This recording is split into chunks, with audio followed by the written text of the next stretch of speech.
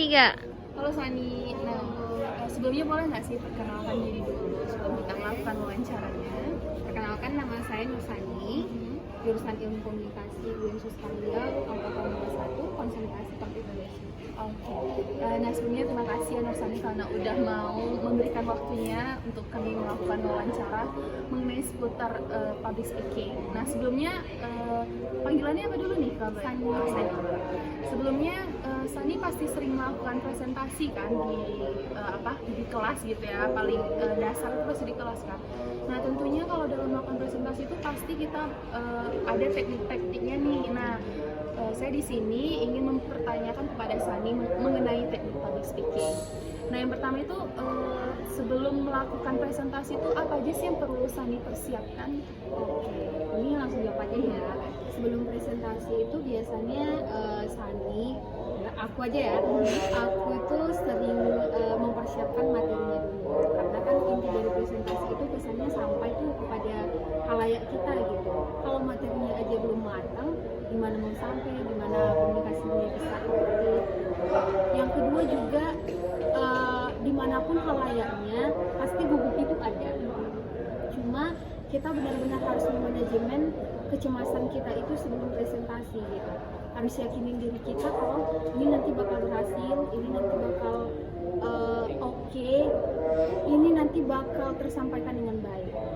Kemudian yang ketiga, aku itu biasanya mengulang lagi materi sebelum disampaikan di awal.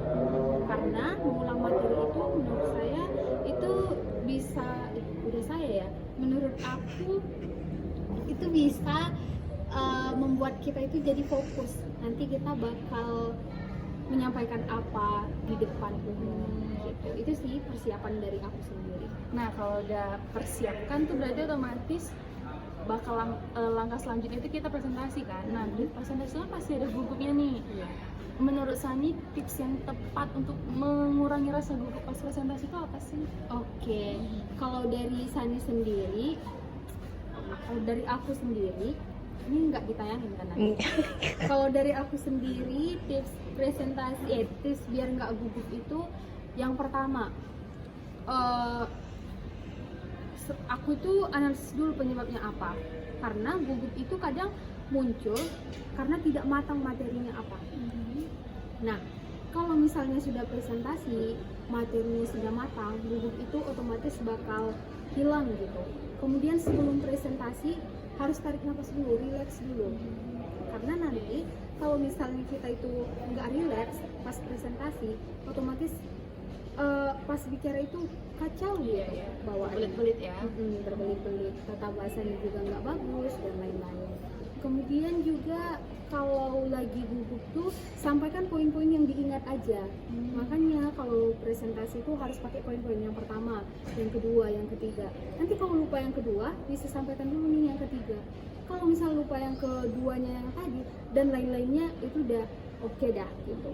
Kemudian yang keempat ada sih satu lagi, ngomong cepat. Jadi kalau misalnya lagi presentasi udah rasa-rasa gugup, biar audiensnya juga nggak terganggu, aku tuh otomatis ngomongnya cepat gitu. Cepat aja, ritmenya, temponya itu harus cepat.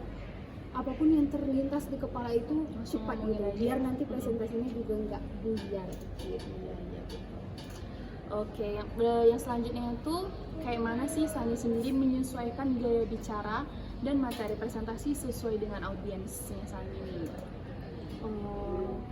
Gimana nih maksudnya? Gini kan pertanyaan tuh kayak mana Sani ini menyesuaikan gaya bicara dan materinya tuh sesuai dengan audiensnya. Kan kadang audiensnya ada yang umur segini, umur beda-beda gitu. Nah, gimana tipsnya?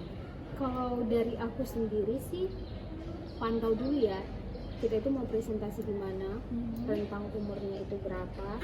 Kalau misalnya presentasi ke anak-anak, misalnya kemarin tuh ada presentasi ke anak-anak untuk materi cinta bangga dan paham rupiah baru aja kemarin.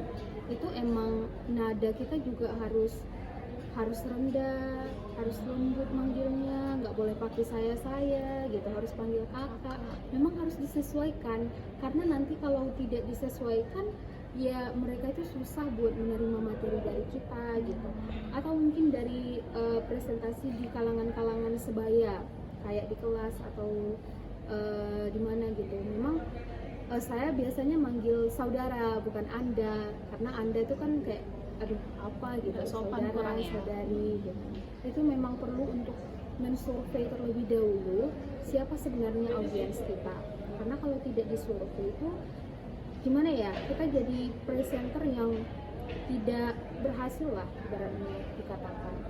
Itu sih survei. Berarti Audiens survei harus- audiensnya dulu ya. Terus selanjutnya itu strategi atau tips apa yang Sani pakai untuk tetap mendapatkan perhatian audiens selama presentasi berlangsung? Kadang kan audiensnya suka ngantuk atau berbicara gitu ya. Nah, gimana supaya tetap ke Sani terus nih tatapannya? Oke. Langkah yang pertama sekali itu aku libatin dulu audiensnya.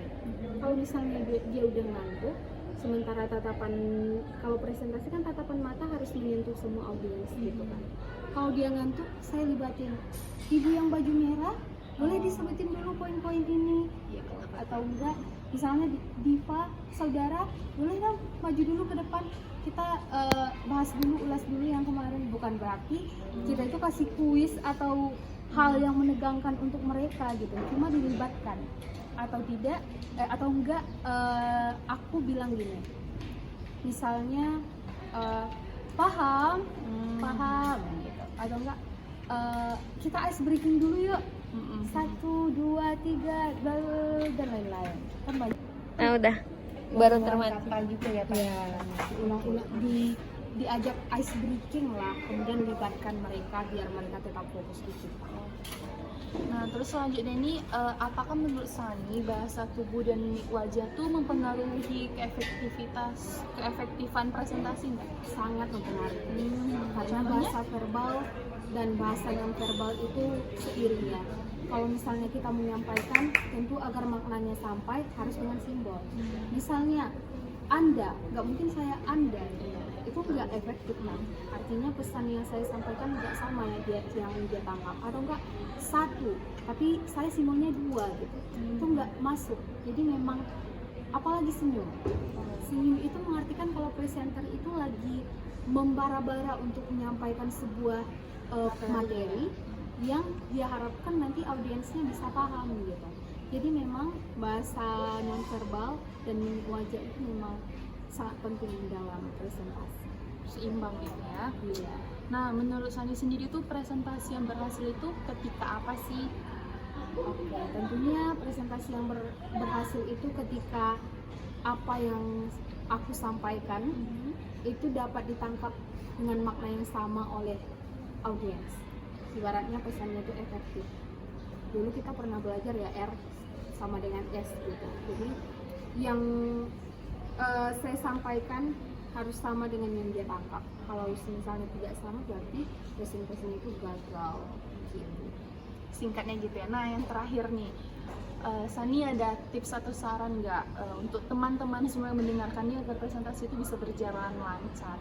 Oke, tips dari aku sendiri itu tetap percaya diri sih, karena percaya diri itu kunci dari segala-galanya ketika kita menyampaikan sesuatu.